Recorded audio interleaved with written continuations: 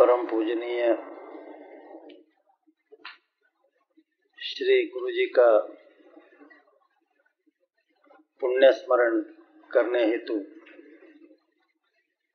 हम लोग यहाँ एकत्रित हैं।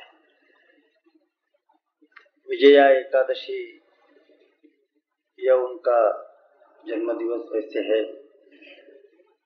कार्यक्रम की सुविधा की दृष्टि से आज यह कार्यक्रम लिया गया है।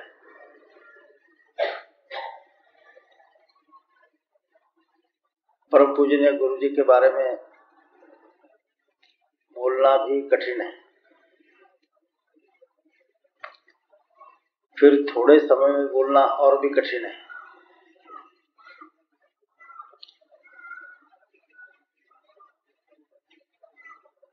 किसी भी व्यक्ति को कहा जाए कि जरा एमएससी का केमिस्ट्री का कोर्स एक 5-10 मिनट में जरा हमको समझा दीजिए, बड़ा कठिन काम है। लोग आजकल कहते हैं किसी भी विषय पर थोड़ा सा जरा बताइए, ये बहुत कठिन काम है। दूसरा है, मेरे लिए यह संयोग की बात रही कि थोड़े ही दिन पहले यहीं दीनदयाल जी के बारे में भी बोलने के लिए मुझे आदेश हुआ था, और मैंने उस समय कहा कि दीनदयाल जी और गुरु जी किस तरह की उनकी एक वेवलेंथ थी, कितनी एकात्मता दोनों के मन में, बुद्धि में, हृदय में थी। तो मैंने उदाहरण दिया था कि जैसे आंखें दो है किंतु दृष्टि एक है, हाथ दो है लेकिन ताली एक ही बजती है, पैर दो है लेकिन चाल एक ही होती है, वैसे ही दो जीव थे। और इसलिए दीनदयाल जी के बारे में जो कहा वह गुरु जी के बारे में अधिक प्रकर्ष से लागू होता है कि इन लोगों को समझना बहुत कठिन है। केवल उनके सहवास में हम है इसलिए हम उनको समझ गए, यह ख्याल गलत है। और इसलिए परसों जो मैंने उदाहरण दिए थे वो गुरु जी के बारे में अधिक प्रकर्ष से लागू होते हैं। कहा था कि कीचड़ में मेंढक भी रहता है, कमल भी रहता है, और 24 घंटा मेंढक कमल के इर्द गिर्द में खेलता रहता है। इसके कारण यह समझना कि कमल का रसक ग्रहण मेंढक ने ठीक ढंग से किया होगा, गलत बात है। और दूसरा उदाहरण दिया था कि भगवान का विश्वरूप देखने के बाद अर्जुन जो कहता है कि सखेति मत्वा प्रसभम यदुक्तम, हे कृष्ण हे यादव हे सखेति अजानता महिमानम तवेदम मया प्रमादात प्रणयेन वापि। माने तू हमारा मित्र है यह समझकर मैंने तुमको हे सखा, हे कृष्ण, हे यादव ऐसा by first name, singular name मैंने तुमको पुकारा होगा, जानते ही नहीं थे तुम कितने बड़े हो। तो प्रमाद के कारण हो या मित्रता के कारण हो, हमारे हाथ से गलती हुई, ऐसा जो उन्होंने कहा, वही ऐसे बड़े लोगों के बारे में सबको अनुभव आता है। एक ने ऐसा लिखा है, जॉनसन का चरित्रकार बॉस्वेल रहा। एक ने ऐसा लिखा कि Johnsons are rare but Boswells are rarer. माने जॉनसन जैसे श्रेष्ठ पुरुष कम होते हैं, लेकिन उनको ठीक ढंग से समझने वाले बॉस्वेल जैसे चरित्रकार और भी कम होते हैं, ऐसा कहा है। तो इस श्रेणी के ये जो लोग हैं इनके बारे में कुछ बोलना ये बहुत कठिन काम है। ज्यादा से ज्यादा इतना ही कह सकते हैं, हमें वो कैसे दिखते थे, इतना ही कहा जा सकता है। वो क्या थे ये कोई नहीं कह सकता। माउंट एवरेस्ट कितना ऊंचा है कोई बोल सकता है क्या? माउंट एवरेस्ट की ऊंचाई देखने के लिए जाएंगे तो आपकी टोपी गिर जाएगी, लेकिन एवरेस्ट का शिखर आपके दृष्टिपथ में नहीं आ सकता। तो इसलिए ऐसे श्रेष्ठ पुरुषों के बारे में बोलना यह कठिन कर्म है। लेकिन चूंकि आदेश हुआ है, आदेश का पालन करना संघ में अनुशासन है, इसलिए कुछ न कुछ बोलना पड़ रहा है। वैसे हम जानते हैं कि परम पूजनीय श्री गुरु जी के महानिर्वाण के पश्चात चारों ओर से जो उनके बारे में श्रद्धांजलियां अर्पित की गई, उससे सर्वप्रथम स्वयंसेवक को भी पता चला कि उनके बारे में मान्यता कितनी थी और श्रद्धांजलि ठीक ढंग से समर्पित करने वालों में अलग अलग मंचों से अलग अलग व्यक्तियों ने श्रद्धांजलियां अर्पित की थी। उसमें ऐसे भी लोग थे जिन्होंने जीवन भर गुरु जी का विरोध ही किया था और सबसे अधिक मार्मिक श्रद्धांजलि कम से कम शब्दों में देने वाला जो वृत्तपत्र था, उसने तो जीवन भर गुरु जी को विरोध ही किया था, जिसका नाम है ब्लिट्स। हमसे संबंधित जो वृत्तपत्र है, उन्होंने यदि साधना ने गुरु जी के बारे में बहुत लंबा चौड़ा लिखा होगा, इसमें आश्चर्य नहीं, लेकिन कम से कम शब्दों में एप्ट, एप्रोप्रिएट, उनके ऊंचाई का वर्णन बराबर करना, श्रेष्ठता का वर्णन बराबर करना ब्लिट्स जैसे पेपर ने किया। तब मेरे जैसे व्यक्ति को भी आश्चर्य हुआ कि ये विरोध जरूर करते थे, कई कारणों से विरोध करते होंगे, लेकिन श्रेष्ठता इनके भी आंखों से ओझल नहीं हुई थी। इसका प्रत्यय गुरु जी के मृत्यु के पश्चात आया। विशेष रूप से जहां तक स्वयंसेवकों का और सज्जन लोगों का संबंध है, मृत्यु पूर्व उन्होंने जो डॉक्यूमेंट्स लिख कर रखे थे, वो पढ़कर तो लोग रोने लगे। उसमें भी जो एक बात उन्होंने कही थी, विरोधियों को भी वो बहुत आश्चर्यजनक प्रतीत हुई, जिसमें उन्होंने कहा था कि मेरा स्मारक मत बनाइए। इस देश में जहां अपना नाम कैसा बड़ा होगा, इसी की होड़ आज लग रही है, और मैं जीवमान हूं तब तक पद प्रतिष्ठा प्राप्त होनी चाहिए, इमेज बिल्डिंग होना चाहिए, इसके लिए होड़ रहती है। और मृत्यु के बाद भी अपना नाम रहे, इसके लिए अपने पुतले कैसे बनाए जाएंगे। और कुछ लोग तो ऐसे हैं कि अपने जीवन काल में ही अपने पुतले वगैरह बराबर बिठा देते हैं, क्योंकि पता नहीं बाद में कोई बनाएगा नहीं बनाएगा। ऐसे भी लोग हैं। ऐसे जमाने में जब बाहर यह खबर आई कि मृत्यु पत्र में गुरुजी ने यही इच्छा प्रकट की है कि मेरा कोई स्मारक नहीं बनना चाहिए, सबको बड़ा आश्चर्य हुआ।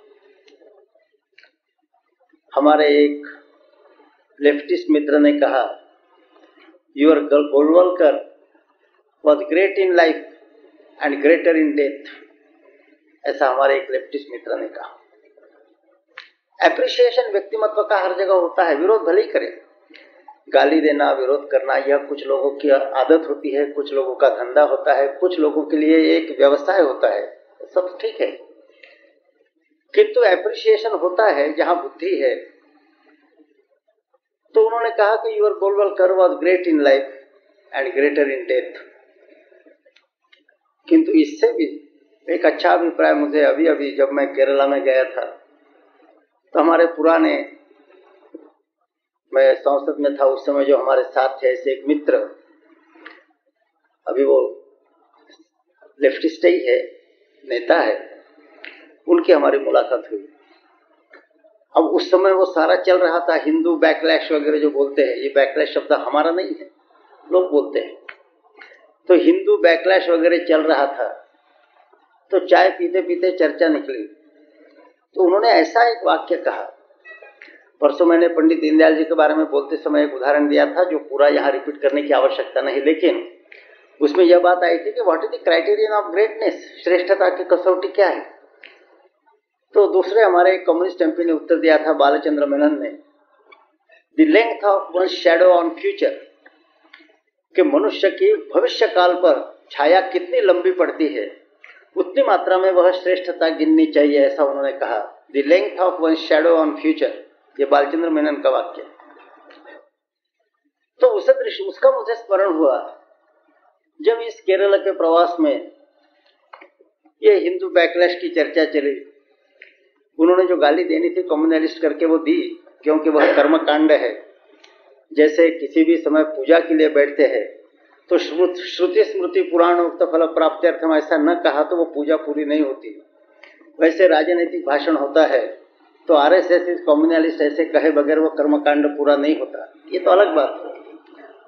किंतु हिंदू बैकलैश की जब चर्चा चली तो उन्होंने कहा कि your Golwalkar dead is more dangerous than Golwalkar alive, ऐसा कहा। मैं स्मरण कर रहा था, उनका एग्जैक्ट वाक्य ऐसा था कि Golwalkar dead is more dangerous than Golwalkar alive.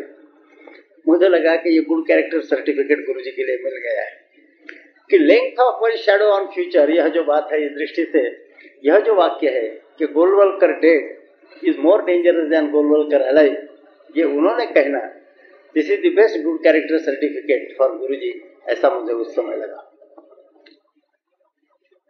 एक अभूतपूर्व व्यक्तिमत्व था, अभूतपूर्व व्यक्तिमत्व। उनका मूल्यांकन जीवन में होगा या नहीं होगा कभी भविष्य काल में, ये कहना बहुत कठिन है।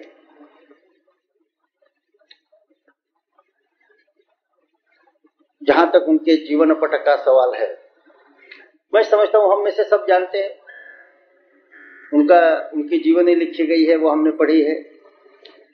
7 वॉल्यूम्स प्रकाशित हुए, समग्र गुरुजी करके 7 वॉल्यूम्स प्रकाशित हुए हैं।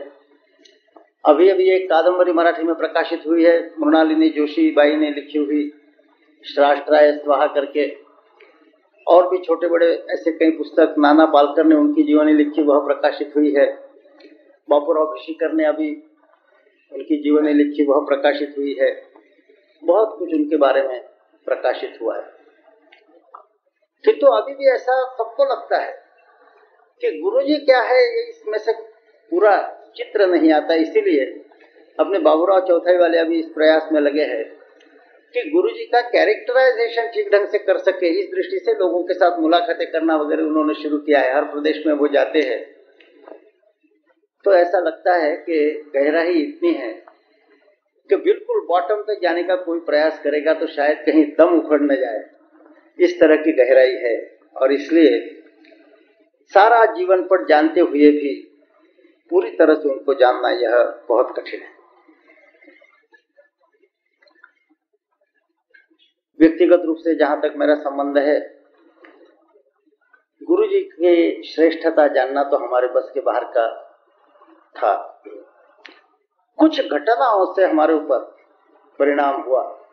मैं राष्ट्रीय स्वयंसेवक संघ का बचपन से अच्छा स्वयंसेवक नहीं रहा।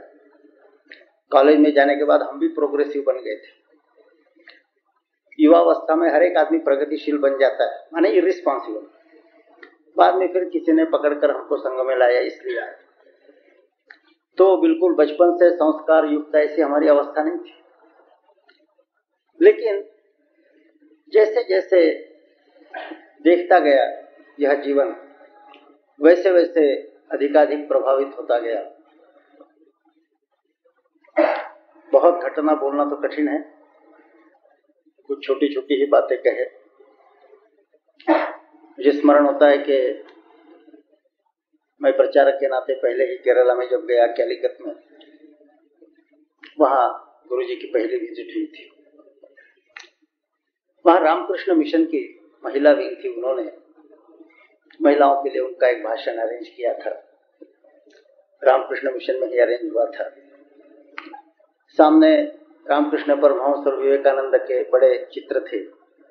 गुरुजी के लिए आसन बनाया गया था। वो जो उनकी सेक्रेटरी थी, उन्होंने अंदर वो ले गई। गुरुजी ने दोनों को प्रणाम किया। फिर नारायणी कुट्टी अम्मा करके उनका नाम था, तो उन्होंने गुरुजी को कहा कि आपका आसन है। गुरुजी रिक्वेस्ट टू सीट। उन्होंने कहा कि before my gurus Guru I cannot occupy this seat. और जब बाहर निकले तो कोई कारण नहीं था बताने का, लेकिन हमारे प्रमुख एडवोकेट पीकेएम राजा उनके कंधे पर हाथ रखकर चलने लगे। उन्होंने कहा कि जहां कहीं मुझे मौका मिलता है वहां मैं ऐसे स्थान को अवश्य विजिट देता हूं, क्योंकि बोले मैं अभी जवान हूं, बहुत बड़ी रिस्पॉन्सिबिलिटी मुझे दी गई है। ऐसी अवस्था में मनुष्य को अहंकार होना स्वाभाविक होता है, ऐसा अहंकार न हो। इस दृष्टि से जहाँ कहीं ऐसे श्रेष्ठ पुरुषों के सामने खड़े होने का मुझे मौका मिलता है, मैं अवश्य वह मौका लेता हूँ। ऐसा मौका कुछ कारण नहीं, किसी के दिमाग में नहीं। ये किस अवस्था का आदमी ऐसी बात बोल सकता है, इसकी कल्पना कुछ लोग कर सके। दूसरी एक घटना स्मरण हो रही। अपने संघ कार्य की एक विशेषता है कि संघ कार्य बढ़ रहा, यह भी सही है, लेकिन यह ऐसा अजीब कार्य है कि बाहर इसकी चर्चा चलती है कि संघ कार्य बढ़ रहा है, और शाखा में चर्चा चलती है कि संघ कार्य घट रहा है। अब इसमें से क्या सही है क्या नहीं पता नहीं। हम जहां जहां जाते हैं तो लोग कहते हैं कि साहब ये संघ वाले चारों ओर बढ़ रहे हैं, हर जगह टांग अड़ा रहे हैं। शाखा में जाते हैं तो कहते हैं परसों 8:15 उपस्थिति थी, आज 5:45 हो गई, क्या किया जाए पहले से। और इसलिए सरसंघ चालक जी को उपदेश करने वाले लोग पहले से उपलब्ध हैं। संघ कैसे चलाना, इसलिए उपदेश करने वाले विजयादशमी 1925 से ऐसे लोग उपदेश करने वाले हैं। तो अपने पूजनीय बाड़ा साहब ने उस समय नागपुर का 4 दिन के पास था, एक बैठक अरेंज की थी प्रमुख कार्यकर्ताओं, और उसमें यह कहा था कि हर एक के मन में जो ही विचार है निसंकोच बोलो। तो बोलने वाले कुछ थे ही। एक ने कहा कि बस संघ की जो कार्य पद्धति है वो आउटडेटेड हो गई है। ये भी 1925 से कहा जा रहा है, ये नई बात नहीं है। कार्य पद्धति आउटडेटेड हो गई और उसमें परिवर्तन होना चाहिए, यह बात 1925 से कही जा रही है। तो उन्होंने कहा कि आउटडेटेड हो गई है और इसमें आमूल चूल परिवर्तन होना चाहिए। और बोलते बोलते आवेश में आकर उन्होंने कहा कि यदि ऐसा नहीं होगा तो एवरीथिंग विल क्रम्बल डाउन, ऐसा कहा। अब एक एक आदमी की तबीयत होती है बोलते बोलते आवेश में आकर बोलने की। कार्यक्रम ऐसा था कि उस दिन गुरुजी ने सब सुन लेना, और फिर अगले बुधवार को नागपुर संघ चालक माननीय बाबा साहब भट्टाटी इनके यहाँ वही लोग जो इस बैठक में थे उनको फिर से बुलाया गया, और उस समय गुरुजी इसके बारे में अपना अभिप्राय या प्रतिक्रिया प्रकट करेंगे, ऐसा था। नीचे ही बैठे थे, आप में से जिसने गुरुजी को देखा होगा वो कल्पना कर सकते हैं, पालथी मानकर ऐसे बैठे थे, ऐसे हाथ। अब दीवार तो सामने बिल्कुल नजदीक सामने दीवार थी, तो भी दीवार की तरफ वो देख रहे थे और अन्य विषयों का परामर्श लेने के पश्चात वो इस विषय पर आए कि हमारे एक साथी ने ऐसा कहा कि ऐसा ऐसा उनके सुझाव के मुताबिक यदि हमने नहीं किया तो एवरीथिंग विल क्रम्बल डाउन। अब इतना बोलते समय वो एकदम गंभीर हो गए, सामने देख रहे थे दीवार की तरफ, लेकिन ऐसा लगता था जैसे वो दीवार को भेद कर दूर क्षितिज की तरफ देख रहे हो। ऐसा लगता था जैसे हम लोग वहां बैठे हैं, इसका उनको भान भी नहीं था, भूल गए थे। और जैसे मनुष्य आत्मगत सॉलिलॉकी खुद के साथ बात करता है, आधा मिनट रुककर दूर क्षितिज की तरफ देख रहे हैं, इस तरह की दृष्टि। और फिर उन्होंने कहा कि well, if everything crumbles down I will begin from the beginning. क्या आत्मविश्वास है! If everything crumbles down I will begin from the beginning. ऐसी जो अद्भुत बातें जिसमें से उनकी अंतरात्मा की झलक मिलती थी, इसके कारण हमारे जैसे व्यक्तियों के मन पर, हम कोई बहुत आस्तिक और श्रद्धालु नहीं थे, लेकिन श्रद्धा का प्रभाव होना यह स्वाभाविक था। कितनी ही घटनाएं ऐसी है, कितनी ही घटनाएं जिस पर से उनके अंतरात्मा की झलक हमें मिल सकती है। हमारे सौभाग्य से ऐसी कई घटनाएं संस्मरणों में उपलब्ध है, और जो साहित्य कहीं स्पॉटलाइट है, कहीं जो बाकी साहित्य है, इसमें कुछ उपलब्ध है। और परम पूजनीय गुरु जी का कंप्लीट कैरेक्टराइजेशन यद्यपि दुनिया के सामने आज तक नहीं आया, तो भी हम लोगों को साधारण कल्पना आ सके इतना साहित्य अब तक प्रकाशित हो चुका है। यह हमारे लिए समाधान की बात है। उनका संपूर्ण जीवन आपत्ति से टक्कर लेने के लिए ही भगवान ने निर्माण किया था, ऐसा लगता है।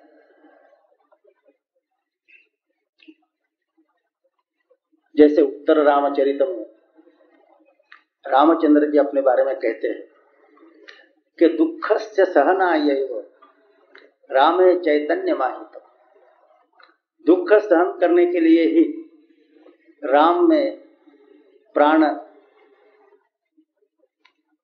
रखा गया है, माने राम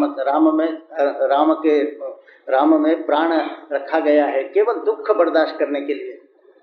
दुःखस्य सहनायैव रामे चैतन्य माहितम। इसी तरह का सारा जीवन पट परम पूजनीय गुरु जी का भी है। एक के बाद एक क्राइसिस, एक के बाद एक आपत्ति। 1940 में सरसंघ चालक पद स्वीकार किया, आदेश के अनुसार ग्रहण किया परम पूजनीय डॉक्टर जी के, यह कहते हुए कि मेरी योग्यता तो इसके लायक नहीं है, लेकिन मेरी श्रद्धा है कि सरसंघ चालक पद यह विक्रमादित्य का सिंहासन है।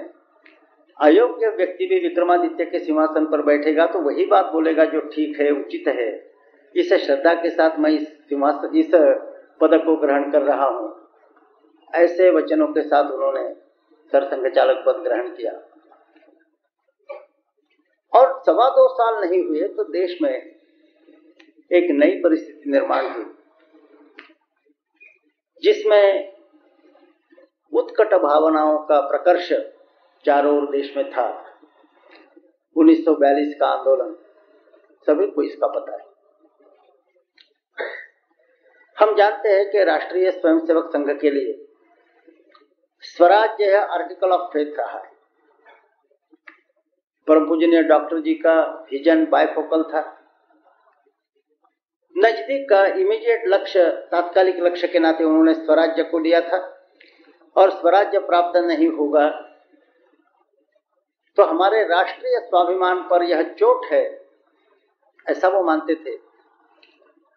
और इसके कारण सभी आंदोलनों में भी उन्होंने स्वयं हिस्सा लिया था। यद्यपि 1931 के आंदोलन में स्वयं हिस्सा लेते हुए भी राष्ट्रीय स्वयंसेवक संघ को अलग रखा था आंदोलन से और अपने साथियों को कहा था कि शाखाएं ठीक ढंग से चलाओ, हम जेल में जाकर आते हैं।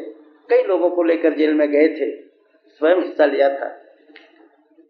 तो नजदीक का जो देखने का चश्मा है उसमें से स्वराज्य यह तात्कालिक लक्ष्य और अंतिम लक्ष्य परम वैभवम ने तुम्हें तस्वराक्ष, और यह जो तात्कालिक लक्ष्य स्वराज्य था उसी को उद्देश्य मानकर उन्होंने कहा था कि याचि देही याचि डोड़ा, संघ का ध्येय प्राप्त होना चाहिए। यह परम वैभवम के लिए नहीं था, क्योंकि परम वैभवम किसी भी एक पीढ़ी में तुरंत प्राप्त होगा यह समझने के लिए काफी मूर्खता की आवश्यकता है, इतनी वहां नहीं थी। किंतु स्वराज्य प्राप्ति यह जो तात्कालिक लक्ष्य है उस दृष्टि से कहा याचि देही याचि डोड़ा।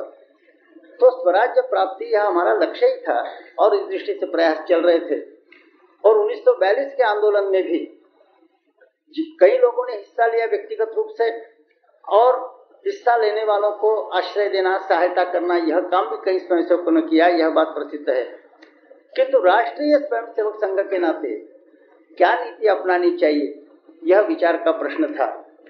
और जब भावावेश में आकर सब लोग विचार कर रहे थे उस समय, जैसे चारों ओर जब धुआं उड़ता है या धूल उड़ती है तो उस समय हर एक के आंख में धूल जाती है और सामने का दृश्य स्पष्ट नहीं दिखता, ऐसी अवस्था लोगों की हो जाती है। उस समय परीक्षा होती है नेतृत्व की, और उस परीक्षा में श्री गुरु जी ने क्या किया यह हम सब लोग जानते हैं। स्वराज्य प्राप्ति यह लक्ष्य है ही। कई लोगों ने उसमें व्यक्तिगत रूप से हिस्सा लिया, उसकी कदर भी थी। तरह तरह से सहायता आंदोलनकारियों को की कई लोगों ने, यह भी ठीक ही था। राष्ट्रीय स्वयंसेवक संघ के नाते जो भूमिका रखी, बहुत दबाव था। अंदर से बाहर से बहुत दबाव था कि जो संघ की शक्ति है सारी इसमें झोंक देनी चाहिए। अब ऐसे दबाव आते हैं। इस समय उदाहरण देना बहुत आवश्यक है, इसीलिए मैं थोड़ा सा विषयांतर कर रहा हूं कि जहां लीडरशिप की कसौटी होती है वहां ऐसे दबाव आते हैं। वास्तव में ये सब जानते थे कि 1942 का आंदोलन यह अनप्लान्ड था।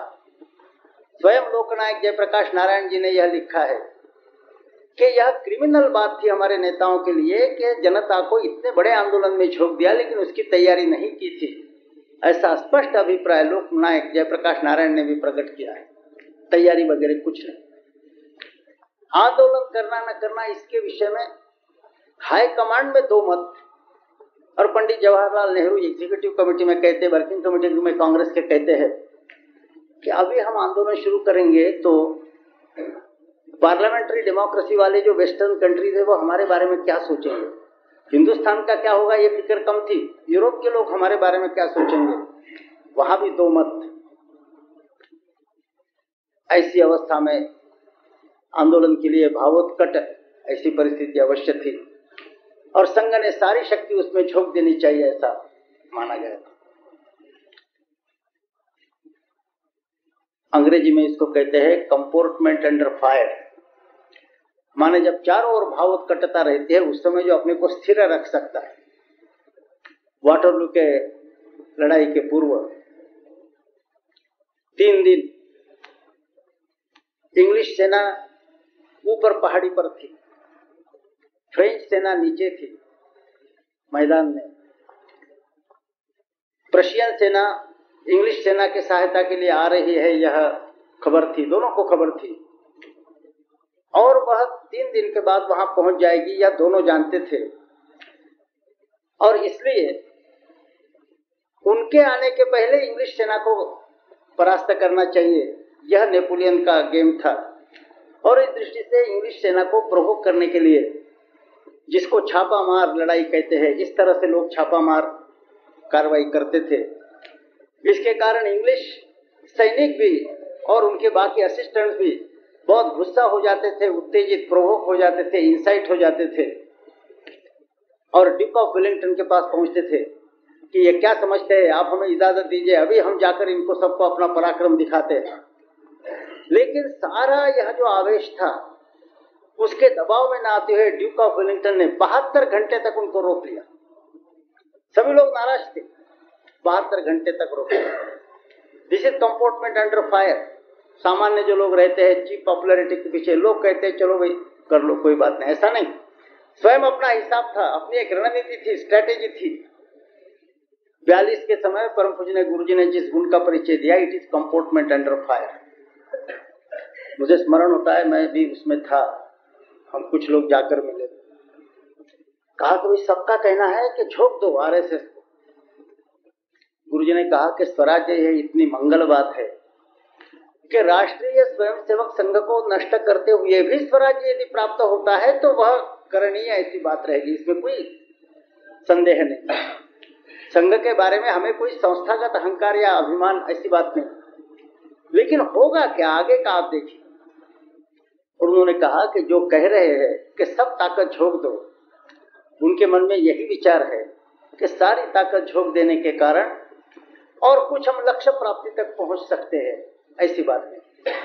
फिर उन्होंने कहा कि क्रांति के दृष्टि से मैंने पूरे संघ का अपना जो काम है उसका अध्ययन किया। एक तो जनता का साथ कितना मिलेगा ये कह नहीं सकते, लेकिन मान लिया कि जनता 100% साथ देती है तो भी आज जो संघ का काम है उसके आधार पर बेलगांव से लेकर गोंदिया तक इतना प्रदेश है जहां हम क्रांति कर सकते हैं। बेलगांव से लेकर गोंदिया तक इतने प्रदेश में हम क्रांति कर सकते हैं। आगे क्या होगा? क्या इस तरह से क्रांति कार्य करना अनुचित है? उन्होंने कहा कि ये करने में आपत्ति नहीं है, लेकिन ये प्रदेश कौन सा है? उस समय उन्होंने एक नया शब्द जो हमको उस समय नया था, आजकल तो बहुत चलता है, जियो पॉलिटिक्स का भी विचार करना पड़ता है, ऐसा कहा। तो उन्होंने कहा कि यही प्रदेश जहां हम क्रांति कार्य कर सकते हैं, यदि आखिरी में कश्मीर में होता या आसाम में होता या केरला में होता तो फिर सोचा जा सकता था क्योंकि ये बिल्कुल एक छोर पर है, आसाम, कश्मीर और केरला। किंतु हमारी ताकत, हम कुछ क्रांति कार्य कर सकते हैं। वह प्रदेश बेलगांव टू गोंदिया है, वह हिंदुस्तान के हार्ट में है, और यहाँ होने के कारण यदि हम यशस्वी भी हो जाते हैं तो भी तीनों चारों ओर से सेनाएं आ सकती है। हम भले ही बैरियर्स खड़े करें, रास्ते काट दे, रेलवे काट दे, कुछ भी किया तो भी, क्योंकि ये बीच में है, इसके कारण सेनाएं आ सकती है। और सेनाएं आ जाती है, फिर हम ज्यादा रेजिस्ट नहीं कर सकते। और एक बार यदि सेना का अमल शुरू हो जाएगा और उनका रिप्रेशन, उनका दमन चक्र शुरू हो जाएगा, तो आज जो लोग बड़े उत्साह में है, आवेश में है, वही कल चिल्लाने लगेंगे और इतना डिमोरलाइजेशन आएगा कि remedy worse than the disease, ऐसी अवस्था दिखाई देगी। तो हमारा प्रभाव जिस क्षेत्र में है, उस क्षेत्र की जियो पॉलिटिकल पोजीशन की यह डिमांड है कि हम ऐसा कुछ न करें। इसका होगा तो दुष्परिणाम होगा, अच्छा परिणाम नहीं होगा। ईमानदारी की बात है, हम लोगों ने सुना तो सही, लेकिन हम समझ नहीं पाए बात क्या है उस समय जब कहा गया। लेकिन 1949 में जब कम्युनिस्टों ने ऐसा ही प्रयास किया नैजाम के राज्य में, तेलंगाना में, और तेलंगाना में उन्होंने अपना एक ऐसा स्वतंत्र राज्य कार्व आउट किया, और बाद में नैजाम पर आक्रमण हुआ, स्वराज्य सत्ता वहां स्थापन हुई, और चारों ओर से तेलंगाना पर सेना जा पड़ी और कम्युनिस्टों को वहां से भागना पड़ा। दमन हुआ, डिमोरलाइजेशन वहां के जनता में बहुत आ गया। और फिर कम्युनिस्टों ने कहा कि this was the island in the midst of capitalistic ocean. जो महासमुद्र के अंदर जैसा एक द्वीप रहता है वैसा हमारा था, चारों ओर से कैपिटलिस्टिक ओशन था, बीच में हमारा कम्युनिस्ट आइलैंड था, इसलिए हम परास्त हो गए, ऐसा जब कहा।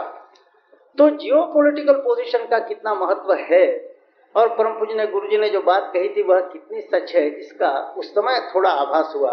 और उससे भी माओ से तुंग ने, माओ झेडोंग ने जो अपना पहला कम्युनिस्ट पॉकेट बनाया था, वह चाइना के मध्य में था, और चांगकाई शेक की सेना अव्यवस्थित होते हुए भी चारों ओर से जब घेराव हो गया तो उनको अपनी पोजीशन रखना कठिन हो गया, और इसलिए अपने सेना को और अपने लोगों को सुरक्षित रखने के लिए 8000 मील का लॉन्ग मार्च करते हुए रशियन बॉर्डर के पास उनको जाना पड़ा और येनान प्रोविंस में अपना बेस ऑफ ऑपरेशन बनाना पड़ा।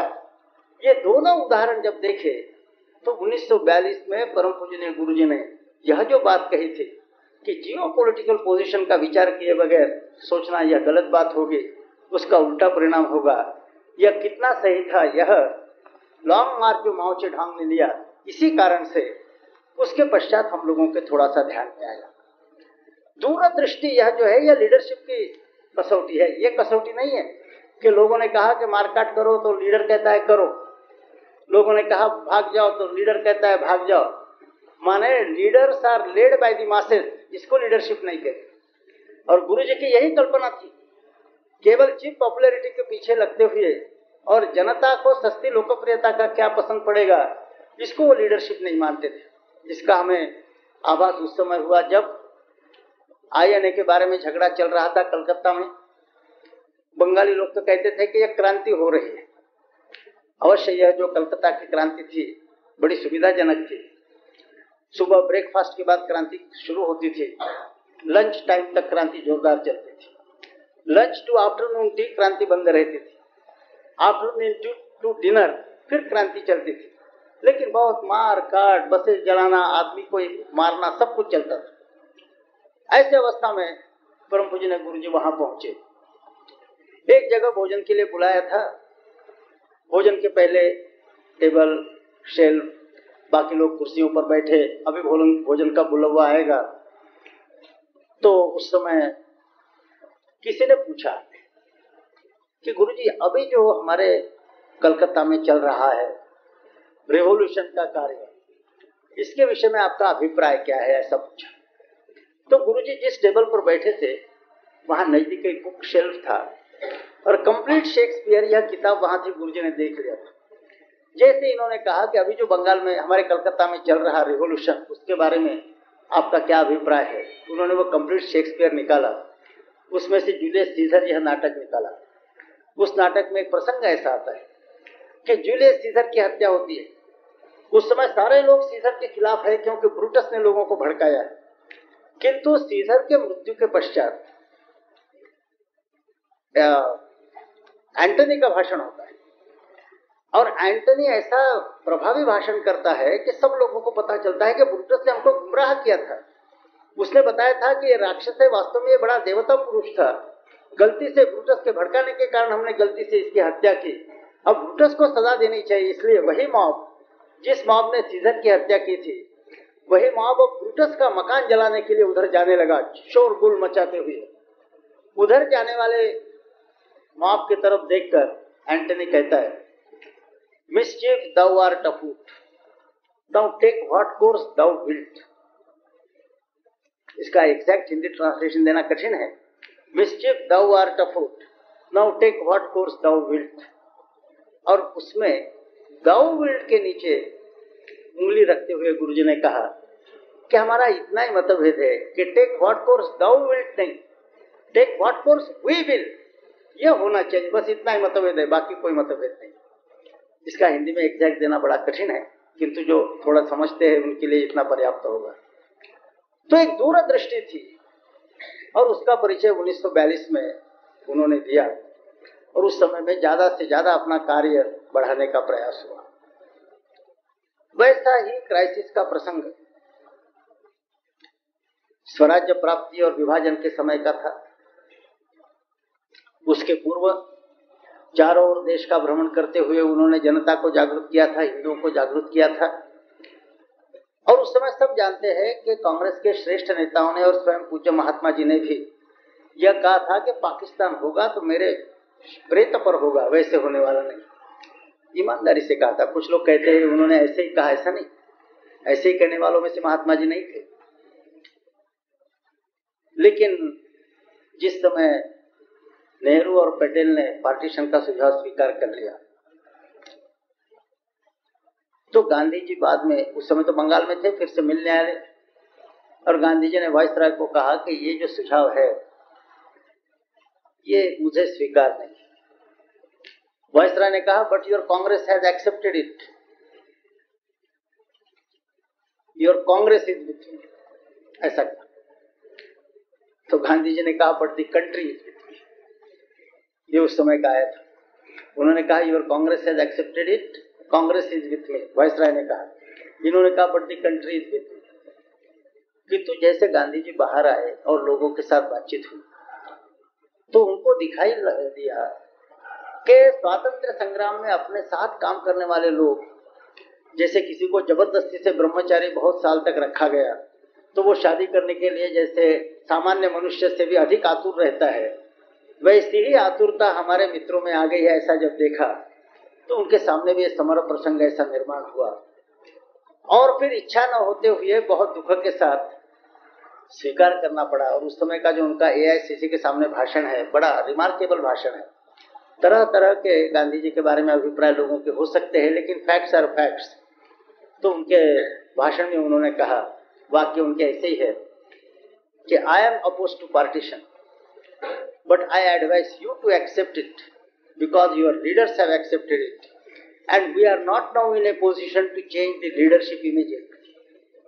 और आगे जाकर उन्होंने कहा कि यदि मैं 20 साल जवान होता तो मैं स्वयं रिवोल्ट करता और नया स्ट्रक्चर खड़ा करता, लेकिन मैं आज बुढ़ा हो गया हूँ, ये सारा करने की ताकत आज मेरी नहीं।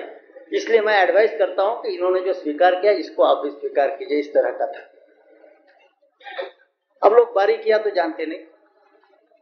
पार्टीशन के समय पंजाब में, सिंध में संघ के स्वयंसेवकों ने क्या काम किया इसकी तो प्रशंसा होती है, लेकिन साथ ही साथ सर्वसामान्य आदमी के मन में आता है कि उस समय कुछ न कुछ करने का डिसीजन संघ ने क्यों नहीं लिया।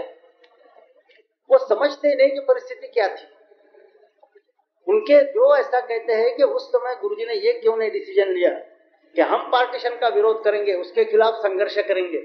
वो बड़े रोमांटिक लोग हैं। उनके मन में ऐसा ही दृश्य रहता है कि जैसे पानीपत की लड़ाई के समय जमुना के उस पार अहमद शाह अब्दाली का कैंप, जमुना के इस पार हिंदुओं का कैंप, और दोनों एक दूसरे के खिलाफ युद्धशील। इसी तरह से जैसे मान लो कि पार्टीशन का प्रश्न सामने होने के कारण एक तरफ सारी मुसलमान शक्ति है और एक तरफ सारी हिंदू शक्ति, और हिंदू शक्ति का प्रतिनिधित्व और नेतृत्व संघ ने करना चाहिए था। और फिर ये दो कैंपों में लड़ाई होती, क्या लड़ाई से घबराने की आवश्यकता है वगैरह रोमांटिक विचार करने वाले लोग। धरती के साथ संपर्क नहीं, क्या परिस्थिति थी इसकी जानकारी में। उस समय इंटरिम गवर्नमेंट था, जवाहरलाल जी उस इंटरिम गवर्नमेंट के प्रमुख थे। कांग्रेस के नेताओं ने, जिन्होंने स्वातंत्र्य संग्राम किया था, इतनी आतुरता आई जिसके कारण गांधी जी को भी अपनी भूमिका छोड़नी पड़ी थी। और फिर इंटरिम गवर्नमेंट जो जवाहरलाल नेहरू के अंतर्गत था, उसके सेना भी थी जिसमें हिंदू बहुसंख्य थे। किसी ने भी यदि विरोध किया होता उस समय, संघ करे या और कोई करे, किसी ने भी विरोध किया होता तो ये रोमांटिक लोग समझते हैं वैसा दृश्य उपस्थित नहीं था कि उधर अहमद शाह अब्दाली का कैंप और इधर पेशवाओं का कैंप, ऐसा दृश्य ही नहीं था। मुसलमानों की और संघ के स्वयंसेवकों की मुलाकात कब होती पता नहीं, लेकिन पहला मुकाबला होता उस सेना के साथ जो जवाहरलाल जी के अंडर थी उस समय, और जिसमें हिंदू बहुसंख्य थे, उस सेना के साथ पहले मुकाबला होता। और रास्ते रास्ते पर, गली गली में, गांव में और शहरों में उन नेताओं के साथ मुकाबला होता जो भी बहुसंख्य हिंदू ही थे, लेकिन जो कांग्रेसी और सत्ता के लिए आतुर थे ऐसे नेता। इन दोनों के साथ पहला मुकाबला होता। जिना की हमारी मुलाकात ही कब होती इसका पता नहीं, ऐसी वास्तविकता थी। लेकिन इस वस्तु स्थिति को न जानते हुए लोगों ने केवल यह कुछ कहा कि भाई उस समय संघ ने क्या किया। ऐसा था कि उस समय संघ कुछ भी करता या कोई भी कुछ भी करता तो देश में यादवी युद्ध निर्माण होता, जो उस क्राइसिस के समय बिल्कुल ही देश के लिए और खतरनाक ऐसी परिस्थिति थी। उस समय एक स्थिर बुद्धि से, शांत बुद्धि से विचार करते हुए और परिस्थिति में निर्णय लेना, यह अत्यंत महत्वपूर्ण कार्य परम पूज्य गुरुजी ने ठीक ढंग से किया। जो ही सारी स्ट्रेटेजी जानते हैं उनके ख्याल में यह बात है। इससे भी अधिक कठिन प्रसंग निर्णय लेने का, जैसे मैंने कहा कि दुःखस्य सहनायैव रामे चैतन्य माहितम, एक के बाद एक संकट और क्राइसिस, पूरा वर्णन करने की आवश्यकता नहीं। गांधी हत्या का झूठा आरोप संघ पर लगने के पश्चात और एकदम चारों ओर से जानबूझकर, डेलिबरेटली, मिस्चीवसली संघ के खिलाफ गलत प्रचार किया गया। कई जगह हमले हुए संघ स्वयंसेवकों पर। उस समय जो परम पूज्य गुरुजी का आदेश था, डोंट रेजिस्ट, प्रतिकार मत करो, कितना बुद्धिमानी का था इसका इस समय हम अनुभव ले सकते हैं। सेकंड सिविल वॉर अवॉइड करने का यह जो डिसीजन था कि राष्ट्र का हित सर्वोपरि है, उसके लिए हम बलिदान कर सकते हैं, यह भी एक क्राइसिस के समय लीडरशिप की जो कसौटी होती है उसका अनुभव हमने किया है। तो नेतृत्व के यह जो गुण है, प्रसंग प्रसंग से कसौटी का समय आने के पश्चात ही जो गुण प्रकट होते हैं। वैसे तो लच्छेदार भाषण देगा वो लीडर, ऐसा आजकल बड़ी आसान परिभाषा लीडरशिप की हो गई है। हमको एक आदमी ने कहा, बोले लीडरशिप क्या है, वो मैट्रिक फेल था, तो हमने कहा भाई तुम क्या करने वाले हो, पढ़ने वाले हो? बोले उधर तो दिल नहीं लगता। तुमने क्या कुछ धंधा करने वाले हो? बोले ना। क्या करने वाले हो? बोले मैं लीडर बनने वाला हूँ। अरे मैंने कहा तुम कैसे लीडर बनोगे? बोले उसमें क्या है, यहाँ से यहाँ तक जो नसें हैं, नर्व्स, वो जिसकी स्ट्रांग है वो लीडर बन जाता है। ये आज की परिस्थिति है, वो झूठ नहीं बोल रहा था। लेकिन लीडरशिप की जो सच्ची कसौटी है वह क्राइसिस के समय दिखाई देती है, और हर एक क्राइसिस के समय इस तरह के कसौटी पर परम पूज्य ने प्रवेश करने वाले परम पूज्य गुरुजी ने उनको मैसेज भेजा।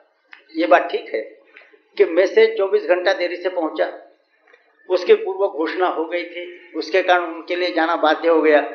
लेकिन मैसेज भेजा वो सभी कार्यकर्ताओं के लिए, और जिन्होंने आंदोलन चलाने, राष्ट्र जीवन के किसी भी क्षेत्र में जिन्होंने आंदोलन चलाने हैं उनके लिए मार्गदर्शक, ऐसा उन्होंने मैसेज भेजा। उन्होंने कहा कि भाई उनको ये बोल देना कि लड़ाई लड़ना है, लेकिन भगवान ने कहा है युद्धस्व विगत ज्वरः, विगत ज्वरः माने ज्वर रहित होते हुए लड़ाई लड़ना है। फाइट विदाउट टेंशन, किसी भी तरह का टेंशन मन पर न रखते हुए लड़ाई लड़नी है, किंतु युद्धस्व विगत ज्वरः, फाइट विदाउट टेंशन। और इस दृष्टि से उन्होंने उदाहरण दिया कि आप यदि कश्मीर में जाते हैं, ऐसा ही उतावलेपना होगा जैसे पानीपत में विश्वासराव के मृत्यु के पश्चात भाऊ साहब पेशवा एकदम अधीर हो गए और फिर इधर उधर का विचार न करते हुए स्वयं फ्रंट लाइन पर चले गए और स्वयं खत्म हो गए, लड़ाई भी खत्म हो गई। इस तरह का अविवेक जैसे भाऊ साहब पेशवा ने किया, ऐसा नेता ने नहीं करना चाहिए, ऐसा एक मैसेज भेजा गया था। जैसे मैंने कहा 24 घंटा देरी से मैसेज पहुंचा, इसके कारण इसका उपयोग तो नहीं हो सका, लेकिन यह कितना सही था इसका आगे चलकर जो घटनाएं हुई उन्होंने परिचय दिया है। उस समय हिंदुस्तान की कॉन्स्टिट्यूशन बन रही थी। कॉन्स्टिट्यूशन इस भूमि की उपज नहीं है, यह हमारे लिए सूटेबल नहीं है, फेडरलिज्म नहीं आना चाहिए, इसकी भी चेतावनी परम पूज्य गुरुजी ने दी थी। इसको सप्लीमेंट करने के लिए, दुरुस्त करने के लिए unanimous election at the lowest level and functional representation के जैसे कुछ कंस्ट्रक्टिव सुझाव भी उन्होंने दिए थे। भाषावार प्रांत रचना का जब समय आया तो भाषावार प्रांत रचना के कारण देश विघटित हो जाएगा, यह बात स्पष्ट रूप से कही थी। पंजाब में जब सब लोग राष्ट्रीय एकात्मता का विचार न करते हुए तात्कालिक राजनैतिक लाभ के लालच में आकर और राजनीतिक नेताओं ने यह प्रचार शुरू कर दिया कि वहां जो गैर सिख हिंदू है उन्होंने उनकी मातृभाषा पंजाबी रही तो भी अपनी मातृभाषा हिंदी है, ऐसा ही सेंसस ऑफिसर के सामने लिखवाना चाहिए। उन दिनों में जब परम पूज्य गुरुजी वहां गए थे, सब लोग नाराज हो जाएंगे इसकी चिंता न करते हुए जब करेस्पॉन्डेंट ने उनको पूछा कि पंजाबी के बारे में आपकी क्या भूमिका है, उन्होंने कहा कि पंजाबी हमारी भाषा है, हमारे गुरुओं की भाषा है, गुरुवाणी हमारे पंजाबी में है, और जिसकी जिसकी मातृभाषा पंजाबी है उसने पंजाबी ही मातृभाषा लिखवानी चाहिए। इसके कारण राजनीतिक लोगों को इतना धक्का लगा। दूसरे दिन एक राजनेता को करेस्पॉन्डेंट ने पूछा कि mister Golwalkar has said this, तो इसने इतने जल्दी से झटक दिया, कहा mister Golwalkar is not an office bearer of my party, ऐसा कहा। माने ये बोलना कितना कठिन था, इसके लिए कितनी हिम्मत चाहिए थी, इसका अंदाजा इससे आ सकता है कि जैसे करेस्पॉन्डेंट ने नेता को पूछा कि गोलवलकर हैज सेड दिस, तो नेता कहता है कि mister Golwalkar is not an office bearer of my party. किंतु इतनी कठिन बात, मुझे स्मरण होता है कि परम पूज्य गुरुजी के महानिर्वाण के पश्चात जो पहली सभा नागपुर में हुई थी, उस समय सर्वोदय के आचार्य दादा धर्माधिकारी इनका भाषण हुआ। उन्होंने कहा कि गुरुजी से कई पॉइंट्स पर हमारा मतभेद था, लेकिन मैं गुरुजी के प्रति श्रद्धा रखता हूं क्योंकि यह एक पुरुष हिंदुस्तान में ऐसा था कि जो व्यक्तिगत लोकप्रियता की बिल्कुल चिंता न करते हुए केवल राष्ट्र हित के लिए अनुकूल क्या है यही सोचकर और हिम्मत के साथ वह प्रकट रूप से बोलते थे। ऐसा एक ही पुरुष था, इसलिए मैं इनकी प्रतिष्ठा रखता हूं, ऐसा उन्होंने कहा। और उन्होंने पंजाब का उदाहरण दिया था और दूसरा उदाहरण दिया था कि संयुक्त महाराष्ट्र समिति का आंदोलन जब बिल्कुल पीक पर था उस समय, और भाषावार प्रांत रचना ही एक रामबाण इलाज है, पैनेशिया, ऐसा लोग जब बोलते थे उस समय, बंबई में खड़े होकर जो बोन ऑफ कंटेंशन था और परम पूज्य गुरुजी ने भाषण दिया था कि भाषावार प्रांत रचना के कारण देश का विघटन होगा, तो इतनी हिम्मत और केवल राष्ट्र हित के दृष्टि से बोलना, बाकी जो तात्कालिक सामयिक ऐसे आवेग है, भावनाएं हैं, उनके चक्कर में न आते हुए, ऐसा एक ही महापुरुष यह था। और इसलिए इनके साथ तरह तरह के मतभेद होते हुए भी मैं इनकी बहुत इज्जत करता हूं, ऐसा आचार्य धर्माधिकारी ने कहा था।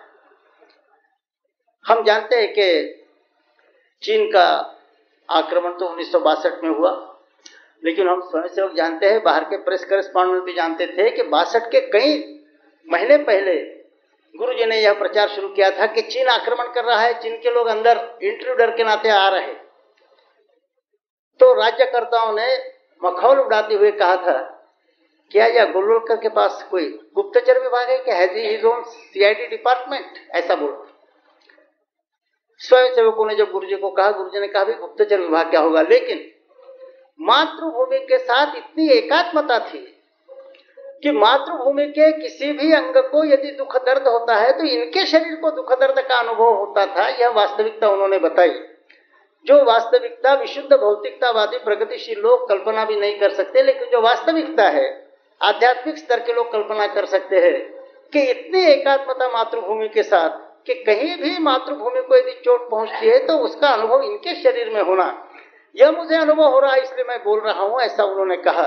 और कई महीनों के पश्चात फिर भारत सरकार को यह स्वीकार करना पड़ा कि हाँ भाई, बहुत दिन से यह इंट्रूजन चल रहा था, हम इन्फिल्ट्रेशन चल रहा था, हमारा इधर ख्याल नहीं था, यह बात बाद में उनको स्वीकार करनी पड़ी।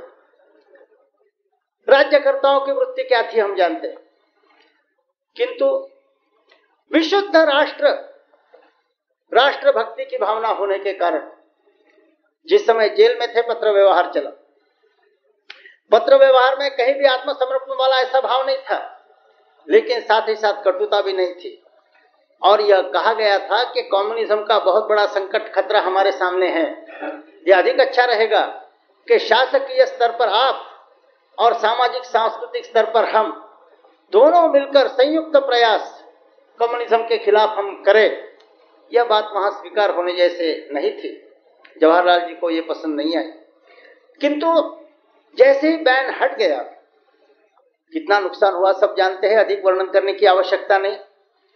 तो कहा कि भाई ठीक है, किंतु कटुता रखना ठीक नहीं है। अपने ही होठ है और अपने ही दांत है।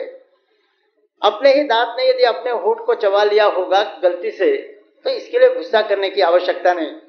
वयम पंचाधिकम शतम, यही भावना रखनी चाहिए। इतना उदार दृष्टिकोण उन्होंने उस समय दिया, जिसका आगे चलकर परिचय फॉरगेट एंड फॉरगिव में परम पूज्य बाळा साहब ने भी दिया। वही परंपरा चल रही है और इसका परिणाम भी रहा। सरदार वल्लभ भाई पटेल ने, जवाहरलाल जी उस समय यहां नहीं थे, रिजोल्यूशन पास किया कि स्वयंसेवकों के लिए हम कांग्रेस के दरवाजे खोलते हैं। किंतु कोई जल्दबाजी की भी बात नहीं थी, कोई निर्णय बदलने की बात नहीं थी। संघ तो जैसे कि वैसा ही था। जवाहरलाल जी आ गए, रिजोल्यूशन फिर से रिवर्स हो गया। कई लोगों का ऐसा ख्याल है, मैं तो राजनीति जानता नहीं, लेकिन कई लोगों का ऐसा ख्याल है कि सरदार वल्लभ भाई पटेल का उनकी आयु यदि और लंबी होती तो शायद भारतीय जनसंघ का निर्माण ही आवश्यक न प्रतीत होता। ऐसा कई लोगों का कहना है। सही है गलत है, मेरे जैसा राजनीति में अज्ञानी आदमी कुछ कह नहीं सकता। लेकिन इन सब परिस्थितियों में से ना यश के कारण एकदम दिमाग में गड़बड़ आ गई, ना संकटों के कारण एकदम डिमोरलाइजेशन हुआ, और अतिशय कठिन परिस्थिति में भी जो सरकार को पत्र लिखे, तेजस्वी पत्र लिखे, कोई फिक्र की बात नहीं है। आने के बाद कटुता छोड़कर कहा कि वयम पंचाधिकम शतम, इस भावना से काम किया जाए। इतने उच्च स्तर पर जाना ये राजनीतिक लोगों का स्वभाव हो नहीं सकता। और फिर आगे जैसे चाइना का संकट आ गया, उस समय भी पाकिस्तान का 65 का आक्रमण हुआ, उस समय भी 71 के बांग्लादेश के लड़ाई के समय भी इसी वयम पंचाधिकम शतम वृत्ति का उन्होंने परिचय दिया। यह बात ठीक है कि बीच में लाल बहादुर शास्त्री जब आए थे, उन दिनों में इस प्रवृत्ति की कुछ कदर थी। लाल बहादुर शास्त्री ने परम पूज्य गुरु जी को बुलाया था। और यह भी लोग ऐसा सोचते हैं, कहां तक सही गलत है यह बताना मेरे लिए कठिन है, कि लाल बहादुर शास्त्री जी की भी आयु यदि अधिक लंबी होती तो इतिहास का क्रम बदल जाता, ऐसा लोग कहते हैं। किंतु सभी प्रसंगों में संघ का विरोध कर रहे, संघ को गाली दे रहे, इसलिए सबका सब समय विरोध किया जाए, ऐसी बात नहीं। राष्ट्र पर आपत्ति है तो उस समय कोई आपस के वैर की चिंता करना ठीक नहीं है। कंधे से कंधा लगाकर खड़ा होना चाहिए, इस वृत्ति का परिचय दिया। और हम जानते हैं कि इस तरह से जहां जहां संकटमय परिस्थिति थी वहां अभूतपूर्व धैर्य का परिचय दिया। एक के बाद एक संकट ही आए। दीनदयाल जी की मृत्यु, डॉक्टर रघुवीर जी की मृत्यु, एक के बाद एक संकट, किंतु धैर्य कायम रखते हुए आगे का रास्ता निकाला। और यह सारा करते हुए विभिन्न क्षेत्रों में राष्ट्र जीवन के मार्गदर्शन का भी काम किया, स्थिर बुद्धि से। थोड़ा बहुत संकट जब आ जाता है तो लोगों का दिल हिल जाता है, लेकिन सारे संकटों के पहाड़ सर पर आ रहे हैं तो भी बुद्धि को स्थिर रखते हुए जीवन के अलग अलग क्षेत्रों में ठीक ढंग से मार्गदर्शन किया। केवल उदाहरण के लिए यदि बताया जाए, जैसे भारतीय मजदूर संघ में मैं काम कर रहा हूं, पहले से जो बात सोची गई थी विजयादशमी 1925 से, कि राष्ट्रीय स्वयंसेवक संघ केवल संगठन का काम करेगा, तभी से यह सोचा गया था कि साध्य साधन विवेक क्या है। परम वैभवम नेतुमेत स्वराष्ट्रम, यह साध्य है। उसके लिए साधन है विधायास्य धर्मस्य संरक्षण, उसका आधार है विजयत्रीचन संहता कार्य शक्ति। तो हिंदुओं की विजयशालिनी संगठित कार्य शक्ति यह आधारभूत है, यह आधारभूत कार्य संघ करेगा, संगठन के अलावा हम और कुछ नहीं करेंगे, यह कहा गया। उस समय भी प्रश्न आए थे कि संघ यदि केवल दक्षारंभ करने वाला है तो परम वैभवम तक कैसे पहुंचेंगे। तो यह कहा गया था कि संघ तो केवल अपना आधारभूत कार्य करेगा, संस्कार स्वयंसेवक और संगठन निर्माण करने का कार्य करेगा, और संघ से संस्कार और प्रेरणा प्राप्त किए हुए स्वयंसेवक राष्ट्र जीवन के विभिन्न क्षेत्रों में प्रवेश करेंगे और राष्ट्रीय स्वयंसेवक संघ के सिद्धांतों के प्रकाश में वहां कार्यों की रचना और विचारों का विकास करेंगे। ऐसा जो उस समय कहा गया था परम पूज्य डॉक्टर जी के जीवन काल में, उसको अमल में लाने का अवसर परम पूज्य श्री गुरु जी के जीवन में आया, और उसके कारण हम देखते हैं कि संघ ने संगठन का ही काम किया। संघ स्थान छोड़कर संघ कहीं गया नहीं, लेकिन जैसे पहले सोचा था कि संघ से प्रेरणा और संस्कार प्राप्त किए हुए स्वयंसेवक राष्ट्र जीवन के विभिन्न क्षेत्रों में प्रवेश करते हुए कार्यों की रचना और विचारों का विकास करेंगे, तो विद्यार्थी क्षेत्र में, राजनैतिक क्षेत्र में, मजदूरों के क्षेत्र में, वनवासी क्षेत्र में, किसानों के क्षेत्र में, अलग अलग क्षेत्रों में कार्य का जो सूत्रपात हुआ, फिर विवेकानंद हो, दीनदयाल रिसर्च इंस्टीट्यूट हो, विद्या का क्षेत्र हो, सभी क्षेत्रों में स्वयं सेवकों ने संघ से प्रेरणा और संस्कार प्राप्त करते हुए प्रवेश करने का जो काम था उनके ही जीवन काल में प्रमुख रूप से हुआ है, ऐसा हम देखते हैं। और जिसके लिए संघ से प्रेरणा और संस्कार प्राप्त हुआ, इतना नहीं तो उनका मार्गदर्शन प्राप्त था। अब हम भारतीय मजदूर संघ में काम करते हैं, तो इसके कारण आर्थिक क्षेत्र में कितना स्पष्ट और उचित मार्गदर्शन था, इसका हमें डायरेक्टली अनुभव आना स्वाभाविक था। केवल उदाहरण के लिए बताता हूं, पार्लियामेंट्री डेलीगेशन के नाते हम लोग जब मॉस्को गए, हिरेन बाबू हमारे साथ थे, हिरेन मुखर्जी। अब हमारी फ्रीली बातचीत चलती थी, हम भी बंगाली भाषा में जो उनके छोटे भाई के जैसे बोलते थे। तो ने कहा, भाई तुम्हारा संघ वालों का शासन आ जाएगा तो काशी के पंडों का और टाटा बिरला का राज आ जाएगा। हिरेन बाबू धर्मशास्त्र जानने वाले थे, किंतु बोले ये हिंदू धर्म नहीं है। हिंदू धर्म यह है कि यावत प्रियेत जठरम तावत स्वत्वम हि देहिनाम अधिकम यो भिमन्येत सस्तेनो दंडमरति वगैरह। जैसे वो रुक गए, मैंने कहा कि हिरेन बाबू एक बात बताऊं। बोले क्या? हमने कहा कि भारतीय मजदूर संघ के नाते हमें नेशनल लेबर कमीशन के सामने मेमोरेंडम देने का काम पड़ा, और प्राइवेट प्रॉपर्टी के बारे में हिंदू कंसेप्ट क्या है यह हमें पूछना था। हम मार्गदर्शन के लिए और किसके पास जाते? गुरुजी के पास जाते। तो गुरुजी ने हमको यही श्लोक बताया जो आप बता रहे। तो उन्होंने कहा, your Golwalkar has said it. हमने कहा गोलवलकर हैज सेड इट। बोले, now that you are saying that I can not contradict it. हमने कहा नहीं, उन्होंने बोला। और हमने कहा बोला या मुंह जबानी नहीं कह रहा हूं, उनके कहने पर हमने हमारे मेमोरेंडम में वो श्लोक डाला है और वो छपा हुआ है। वो आपको मेमोरेंडम भी मैं उसकी प्रिंटेड कॉपी आपको दे सकता हूं। ये जब सुना तो 1 मिनट तो वो कुछ बोले ही नहीं, और फिर इतना ही कहा कि बोले ऐसा लगता है कि we will have to reevaluate your leader. आपके नेता का पुनर्मूल्यांकन करना पड़ेगा, हमारे पास तो कुछ गलत इंफॉर्मेशन पहुंच जाती है। एक छोटी सी घटना हमने आपको बताई। उनके सामाजिक मत प्रदर्शन के कारण कभी एक आध बार बाउंडर भी खड़ा हुआ है, हम जानते हैं। लेकिन जो जानकार लोग हैं यह जानते हैं कि सामाजिक विषयों में स्पष्ट धारणाएं थी। लेफ्टिस्ट लोगों ने जानबूझकर गलतफहमी फैलाई, यह बात दूसरी है, किंतु स्पष्ट धारणा थी कि आज एक भी वर्ण हिंदुस्तान में नहीं है, एक भी जाति हिंदुस्तान में नहीं है। हम पॉजिटिव स्टैंड लेकर काम करें, सब हिंदू हम एक है, यही स्टैंड है। एक ही जाति है हिंदू, एक ही वर्ण है हिंदू। और फिर वो मजाक में कहते थे कि यदि वर्ण का ही नाम देना हो तो सारे शूद्र है और कुछ नहीं है। और इसलिए वो कहते थे कि भाई सभी को हिंदू बनाना है, सभी को यज्ञोपवीत दीजिए। स्पृश्यास्पृश्य भेद वगैरह सब गलत है, अस्पृश्यता बिल्कुल असम्मत है, सब हम हिंदू एक है। तो जो अस्पृश्य कहे जाते हैं उनको भी यज्ञोपवीत किसी विधि के साथ देना चाहिए, और उनको कहना चाहिए कि तुमको भी गोत्र दिया है, कश्यप तुम्हारा गोत्र है। सभी जिनका जिनका गोत्र उनको पता नहीं है, चाहे वो बैकवर्ड क्लासेस रहे, ट्राइबल्स रहे, शेड्यूल कास्ट रहे, सबको कश्यप गोत्र देना चाहिए, ऐसी हमारी परंपरा है। तो गोत्र के साथ उनको यज्ञोपवीत दिया जाए और सबको मिलकर एक संगठन खड़ा किया जाए।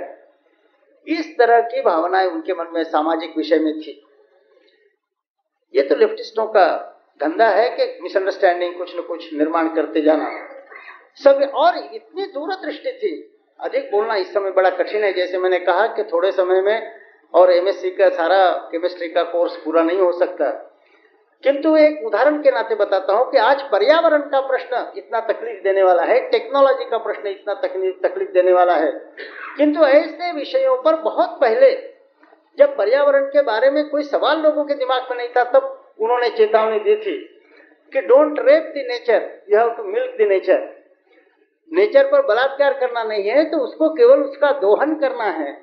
हमें कोऑपरेशन विद द नेचर करना है, हमें कॉन्क्वेस्ट ऑफ द नेचर करनी नहीं है। और कॉन्क्वेस्ट की भावना लेकर करेंगे तो तरह तरह के इम्बैलेंसेस निर्माण होंगे। यह बात उन्होंने, जब दुनिया के साइंटिस्ट के सामने यह प्रश्न नहीं था, तब उन्होंने यह चेतावनी दी थी।